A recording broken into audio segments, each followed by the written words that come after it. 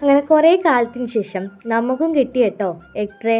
അപ്പം അത് വെച്ചിട്ട് ഇന്നൊരു ക്രാഫ്റ്റ് ഉണ്ടാക്കാൻ പോവുകയാണ്. നിങ്ങൾക്കൊക്കെ അറിയാവുന്ന ക്രാഫ്റ്റ് ആയിരിക്കും. നമുക്കൊന്നും കൂടി ഉണ്ടാക്കി വെക്കാം.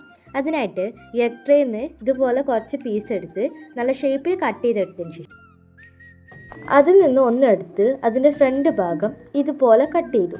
ഇനിയാണ് നമ്മളുടെ മെയിൻ പരിപാടി, പെയിൻറ്റിങ് തുടങ്ങുന്നത്. ഞാൻ വാട്ടർ കളറാണ് യൂസ് ചെയ്യുന്നത്. വാട്ടർ കളർ യൂസ് ചെയ്യുമ്പം കുറച്ച് പണി ഉണ്ടാവുമെന്നാണ് വിചാരിച്ച്, പക്ഷേ സിമ്പിളായിരുന്നു. അങ്ങനെ നമ്മളെല്ലാം കളർ അടിച്ചെടുത്തിട്ടുണ്ട്. മുറ്റത്ത് ഇട്ട് ഇറുക്കിളി കയറിൻ്റെ അറ്റത്ത് കെട്ടി ഓരോന്നായിട്ട് അതിലേക്ക് ഇടാൻ സ്റ്റാർട്ട് ചെയ്തു. ഫസ്റ്റ് തന്നെ ഞാൻ ആദ്യം ഉണ്ടാക്കിയ പിങ്ക്, പിന്നെ വീണ്ടും വൈറ്റ്, പിങ്ക് ഇട്ടു.